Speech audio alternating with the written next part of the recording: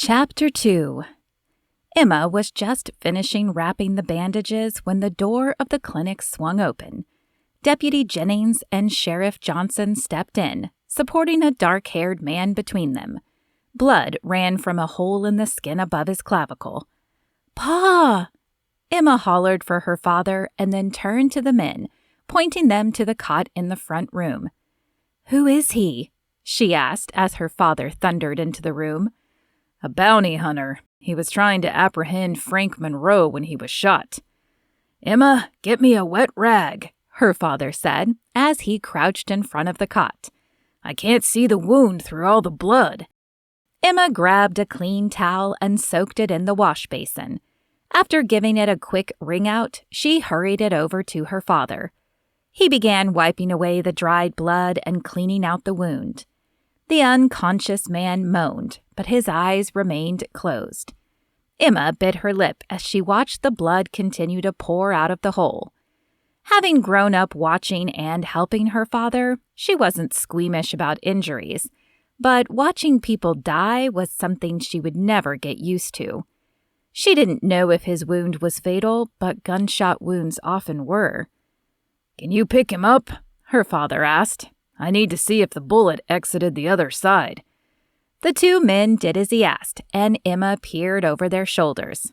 There was an exit wound, slightly larger and spouting even more blood, but it wasn't as large as she expected. She had little experience with gunshot wounds, but she was almost certain not all of the bullet had come out the other side. "Emma, get my glasses and the tweezers, please."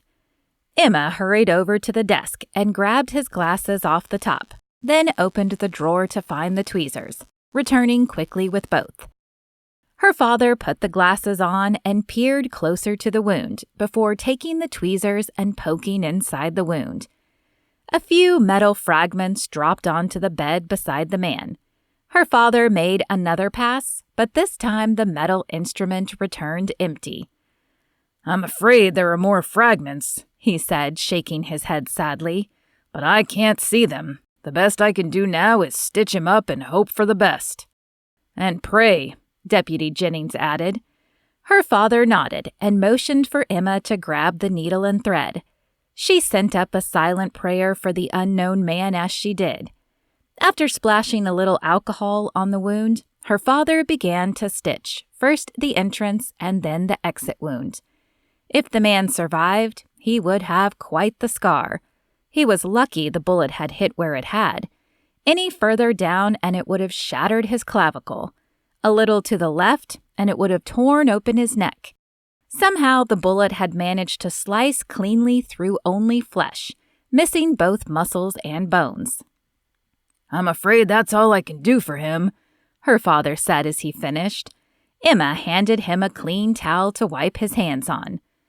"Did you at least catch the fella for him?" "We did," Sheriff Johnson said with a nod. "We also had to bring in Nellie Watson, too, as she evidently warned the fugitive and attacked the bounty hunter here. We'll have to find out what that was about." "Indeed," her father said. "Well, I'll stay with our friend here tonight, and we'll see how his condition is tomorrow. As long as we avoid an infection, he should heal, but it's a good thing you brought him in as quickly as you did." The sheriff and the deputy tipped their hats before exiting the clinic. "Why don't you head home, Emma? I'm sure the others will be wanting dinner soon." The others consisted of her 4 younger siblings, Samuel, who was 20, Carrie at 16, Benjamin, who was 12, and Jenny brought up the rear at 6.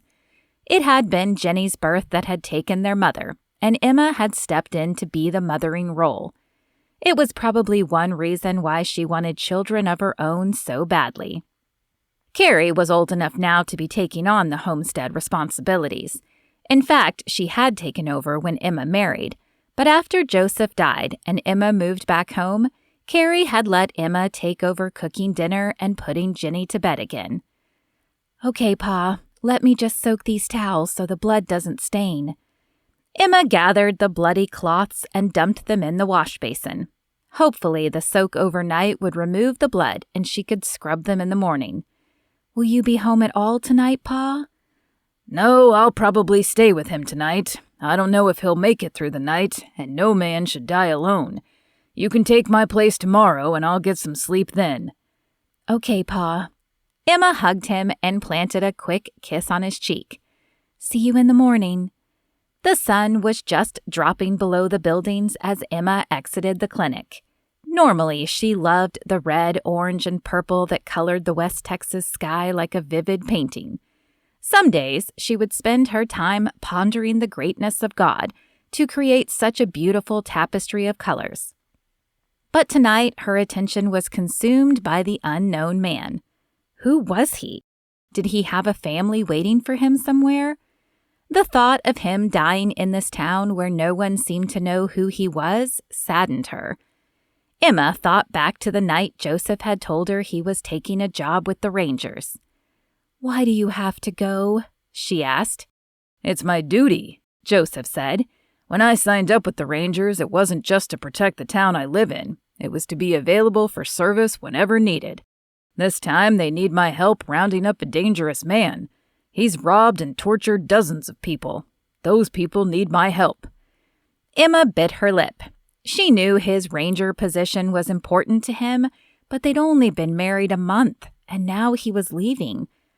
"Do you know how long you might be gone?" she asked in a small voice. "As long as it takes," he said, planting a kiss on her forehead. "But my best guess is a week, maybe 2. A week. She could handle a week.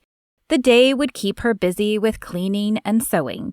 Maybe she could even help her father out like she did before she married. But the nights were another thing entirely.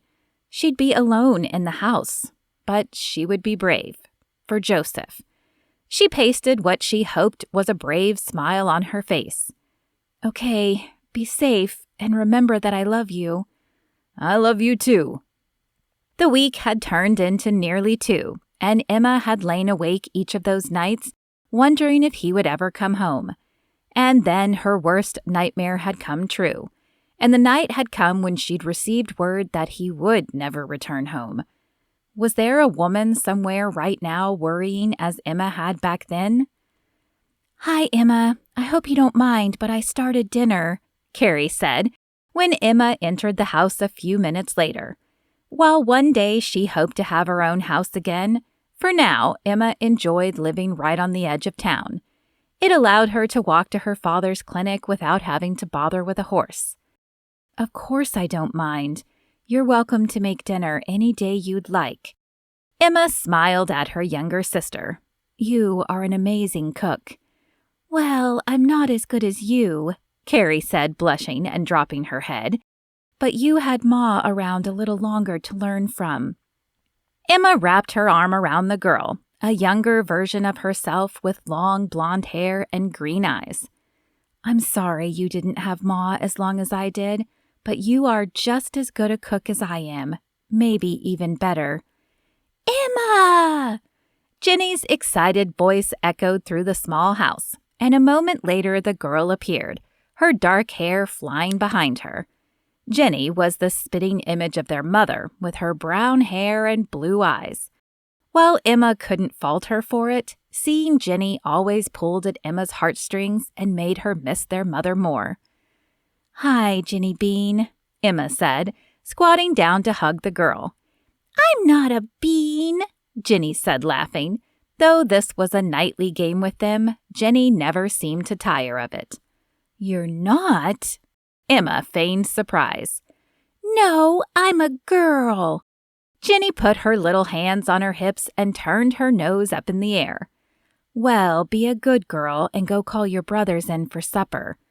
Jenny nodded and spun on her heel, hollering as she went. "Benjamin! Samuel! Supper's ready!" "Not quite what I had in mind," Emma said with a chuckle and a shake of her head. "Is Pa not coming for dinner?" Carrie asked as she headed to the kitchen.